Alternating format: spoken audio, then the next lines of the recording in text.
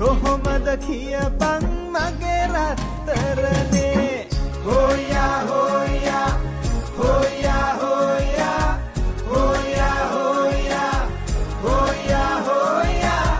හොයා හොයා හොයා හොයා හොයා හොයා හොයා හොයා උපන්නදා සිට මුහුදයි දන්නේ රස්සාවට මේකයි මට දුන්නේ හිතේ දුකක් නෑ තාම දැනෙන්නේ සත්තයි පපුවෙන්මයි මේ කියන්නේ මලලයක්